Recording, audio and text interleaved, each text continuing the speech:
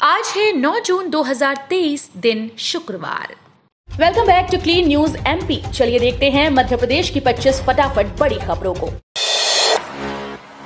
LLB, BLLB और स्नातक द्वितीय वर्ष की परीक्षा जुलाई में।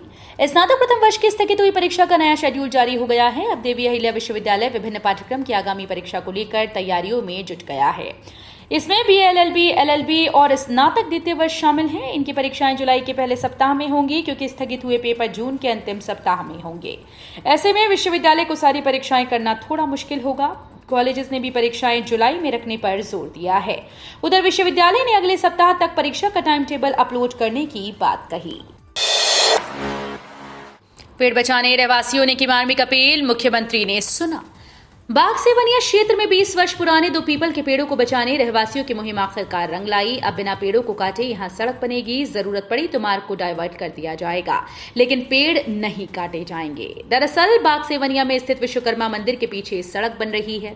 इसके लिए पेड़ों की कटाई की जानी है। पीडब्ल्यूडी के अधिकारी इस पेड़ को गिराने पहुंचने ही वाले थे। जब इसकी जानकारी रहवासियों को लगी तो महिला पुरुष के साथ बड़ी संख्या में बुजुर्ग और बच्चे पेड़ को बचाने के लिए पोस्टर लेकर पहुंच गए और नारेबाजी करने लगे। उम्मीदवारों के लिए महत्वपूर्ण सूचना, परीक्षा के लिए शुद्धि पत्र जारी। 111 पदों पर होनी है भर्ती। एमपीपीएससी के उम्मीदवारों के लिए महत्वपूर्ण सूचना है। परीक्षा के लिए शुद्धि पत्र जारी कर दिया गया। विज्ञापित पदों की रिक्ति का विवरण दिया गया है। उम्मीदवार ऑफिशियल वेबसाइट पर जाकर इसे डाउनलोड कर सकते हैं। मध्य प्रदेश लोक सेवा आयोग के द्वारा राज्य वन सेवा परीक्षा 2020 का सूची पत्र जारी किया गया। विज्ञापित पदों की रिक्ति का विवरण दिया गया है। इससे पहले 28 दिसंबर 2020 को राज्य वन सेवा परीक्षा 2020 के लिए एमपीपीएससी की ऑफिशियल वेबसाइट पर विज्ञापन जारी किया गया था। हिजाब और धर्मांतरण विवाद में घिरे दमोह के स्कूल पर बड़ी कार्रवाई। सीएम शिवराज के आदेश पर प्रबंधकों पर केस दर्ज। मध्य प्रदेश के दमोह जिले में बने गंगा जमुना हाई स्कूल के बारे में लगातार नई नई जानकारियां निकलकर सामने आ रही हैं। इंटरनेट पर लगातार ऐसे वीडियो शेयर हो रहे हैं जिसपे उस स्कूल में पढ़ने वाले हिंदू छात्र बता रहे हैं कि कैसे उन्हें धीरे धीरे मुसलमान बनने के लिए प्रेरित किया जा रहा था। स्टूडेंट्स बता रहे हैं कि किस तरह उन्हें कुरान की आयतें सिखाई जाती थी और अल्लाह को दुनिया का एकमात्र ईश्वर बताया जाता था। स्कूल के बारे में इस नए रहस्योद्घाटन के बाद प्रदेश सरकार स्कूल मैनेजमेंट पर सख्त हो गई और सीएम शिवराज सिंह चौहान ने दोषियों पर कड़ी कार्रवाई की मांग की है। मध्य प्रदेश में 13 जून को 44 लाख किसानों को मिलेगी वर्ष 2021 की फसल बीमा राशि। प्रदेश के 44 लाख किसानों को 13 जून को सरकार वर्ष 2021 का 2,933 करोड़ रुपए का प्रधानमंत्री फसल बीमा प्रदान करेगी। साथ ही विधानसभा चुनाव से पहले सितंबर-अक्टूबर में एक बार फिर बीमा की राशि किसानों के खाते में जमा की जाएगी। वर्ष 2022 में भी खरीफ और रबी फसल को वर्षा से क्षति पहुंची थी, उसकी बीमा राशि दिलाने की प्रक्रिया कृषि विभाग ने प्रारंभ कर दी है। प्रयास यह है कि दावों को सितंबर तक अंतिम रूप दे दिया जाए, ताकि विधानसभा चुनाव की आचार संहिता लागू होने के पहले कार्यक्रम करके राशि किसानों के खातों में अंतरित कर दी जाए। शहर के 10 तालाबों और 12 बावलियों का होगा सौंदर्यीकरण। शहर को स्वच्छ बनाने के साथ ही तालाब और बावलियों का सौंदर्यीकरण किया जाएगा। शहर के 10 तालाब और 12 बावलियों को चुना गया है। महापौर जगत बहादुर सिंह अन्नू ने निगम के अधिकारियों की बैठक ली। इस दौरान रानीताल, गुलाउआ, हनुमानताल, आधारताल समेत 10 तालाबों को चुना गया है। लाडली बहना योजना की सूची में 30,000 से ज्यादा कमाने वाली महिलाओं के नाम भी। विधानसभा चुनाव को देखते हुए मुख्यमंत्री ने लाडली बहना योजना की घोषणा कर 3 माह में ही योजना का लाभ बहनों को दिलाने के लिए अधिकारियों को मैदान में उतार दिया। 10 जून से खातों में पैसा जमा करने का लक्ष्य दिया गया है। इसमें अधिकारियों से लेकर कर्मचारियों ने ऐसी बहनों को भी योजना में शामिल कर दिया जो स्वयं 30 से 40,000 रुपए प्रति माह कमाती हैं। कई के पति इनकम टैक्स भरते हैं। आदेश इतने सख्त हैं कि अधिकारी अपात्र महिला का नाम भी सूची से नहीं काट पा रहे। उज्जैन में महाकाल मार्ग चौड़ा करने पर 26 जून तक मध्य प्रदेश हाईकोर्ट ने लगाई रोक। महाकाल मंदिर से महाकाल चौराहे तक का मार्ग 24 मीटर चौड़ा किए जाने की कार्रवाई पर इंदौर हाईकोर्ट ने 26 जून तक रोक लगा दी है। कोर्ट के इस फैसले से चौड़ीकरण प्रभावित भूमि भवन मालिकों और किराएदारों ने राहत की सांस ली। कहा कि हम चौड़ीकरण के विरोधी नहीं, पक्षधर हैं। हमारी मांग सिर्फ इतनी है कि बहुत आवश्यक है तो मार्ग 24 की बजाय 18 मीटर चौड़ा किया जाना चाहिए, ताकि प्रभावित भवन मालिकों और किराएदारों को अधिक नुकसान न हो। अगर मार्ग 24 मीटर चौड़ा किया जाएगा तो हम तबाह हो जाएंगे। ग्वालियर के चिड़ियाघर में दिखेंगे चिंपैंजी और व्हाइट लॉयन। देश में सबसे पहले खुलने वाले चिड़ियाघरों में 5वें नंबर पर आने वाला शहर का गांधी प्राणी उद्यान जल्द ही नए कलेवर में तैयार किया जाएगा। शिवपुरी लिंक रोड के पास इस चिड़ियाघर को शिफ्ट करने की प्रक्रिया पूरी की जा रही है। जब तक ये प्रक्रिया पूरी होगी तब तक वन्य प्राणियों के लिए यहाँ नए केज तैयार कराए जाएंगे। नगर निगम इसके लिए चिड़ियाघर का मास्टर प्लान तैयार कर रहा है। सेंट्रल जू अथॉरिटी की गाइडलाइन के अनुसार 10 साल के लिए तैयार होने वाले इस प्लान में अब चिंपैंजी और व्हाइट लॉयन के लिए भी केस तैयार कराए जाएंगे। दिग्विजय सिंह ने राजनाथ सिंह को दी सलाह, सावधान रहिए, हमें शक है कि शिवराज आपको भी मामू बना रहे। मध्य प्रदेश के पूर्व मुख्यमंत्री व कांग्रेस के दिग्गज नेता दिग्विजय सिंह ने गुरुवार को रक्षा मंत्री राजनाथ सिंह को टैग करते हुए कई ट्वीट किए। इसमें उन्हें सावधान रहने की सलाह दी गई। बता दें कि 13 जून को राजगढ़ में शिवराज सरकार किसान कल्याण महाकुंभ का आयोजन करने जा रही है। इसमें रक्षा मंत्री राजनाथ सिंह भी शामिल होंगे।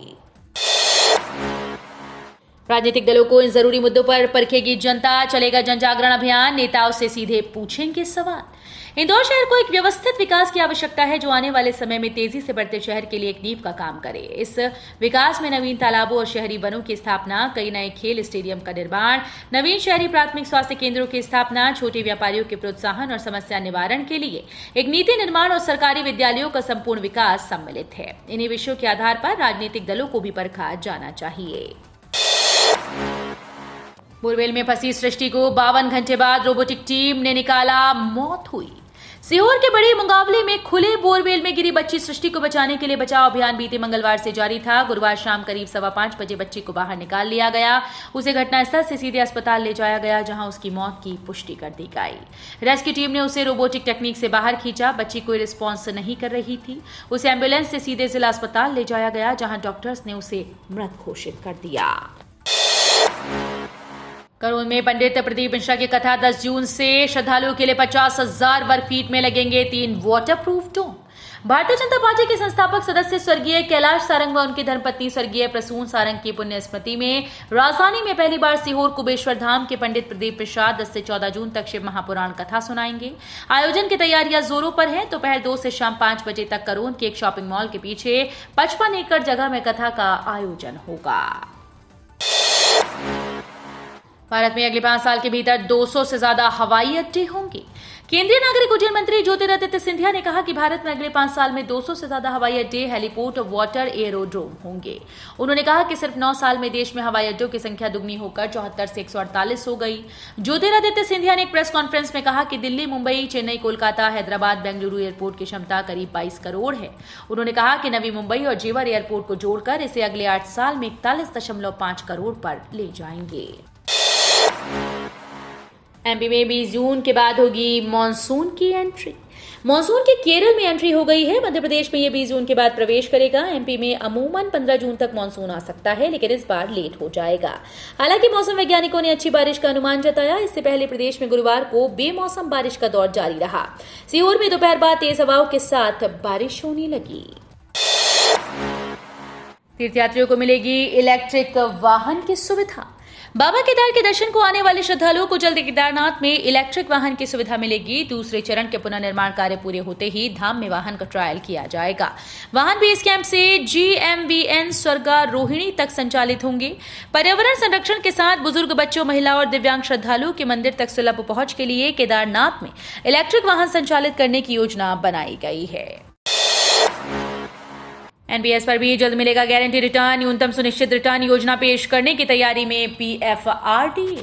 Pension fund regulatory and development authority NPS के तहत न्यूनतम सुनिश्चित रिटर्न योजना को लॉन्च करेगा। PFRDA चेयरमैन दीपक मोहंती ने बताया कि हम इस पर काम कर रहे हैं। नेशनल पेंशन सिस्टम के सदस्यों के लिए योजना होगी। इसे निकट भविष्य में शुरू किया जा सकता है।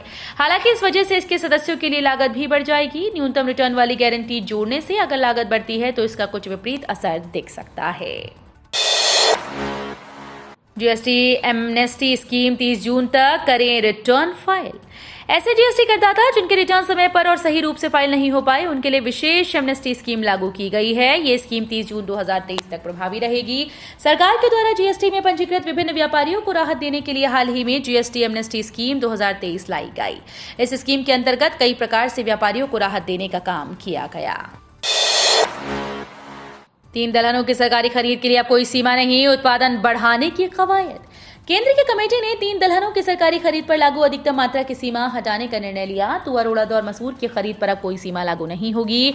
प्राइस सपोर्ट सिस्टम 2023-24 के अंतर्गत अब सरकारी एजेंसीज किसान से कितनी भी भारी मात्रा में इन तीनों दलहनों को खरीद सकेंगे।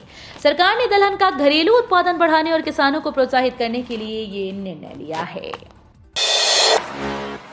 किसानों के लिए बड़ी खुशखबरी, केंद्र सरकार ने इन फसलों की बढ़ाई एमएसपी। केंद्र सरकार ने किसानों के लिए बड़ी खुशखबरी दी है। केंद्र सरकार ने मूंग, अरहर, धान, मक्का, उड़द की दाल की एमएसपी यानी मिनिमम सपोर्ट प्राइस बढ़ा दी।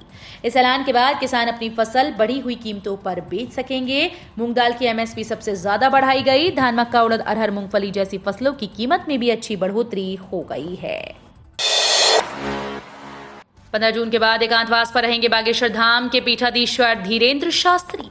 मध्य प्रदेश के मंदसौर जिले के सीतामऊ तहसील के ग्राम खेजड़िया में हनुमंत कथा करने पहुंचे बागेश्वर धाम के पीठाधीश्वर धीरेन्द्र कृष्ण शास्त्री का गुरुवार को दिव्य दरबार लगा। मन से उन्होंने कहा कि वे 15 जून के बाद 2-3 दिनों तक एकांतवास पर रहेंगे। इस दौरान पंडित धीरेन्द्र कृष्ण शास्त्री ने कहा कि हमारे देश में अभी भी बच्चों को पूरी तरह से पता नहीं कि सनातन धर्म क्या है।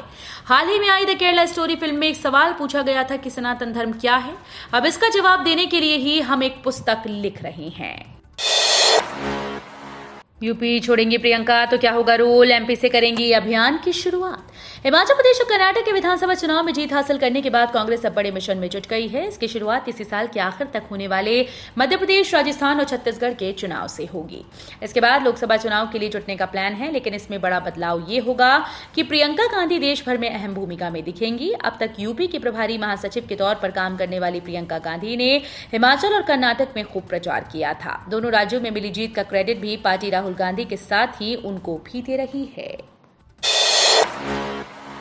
मध्य प्रदेश विधानसभा चुनाव की तैयारियों के लिए 12 जून से शुरू होगा प्रशिक्षण। विधानसभा चुनाव की तैयारियों के लिए उप जिला निर्वाचन अधिकारी, विधानसभा क्षेत्रों के रिटर्निंग और सहायक रिटर्निंग अधिकारियों को 12 जून से प्रशिक्षण दिया जाएगा। 27 जुलाई तक चलने वाले इस प्रशिक्षण में चुनाव संचालन के संबंध में आयोग के दिशा निर्देशों के संबंध में जानकारी दी जाएगी।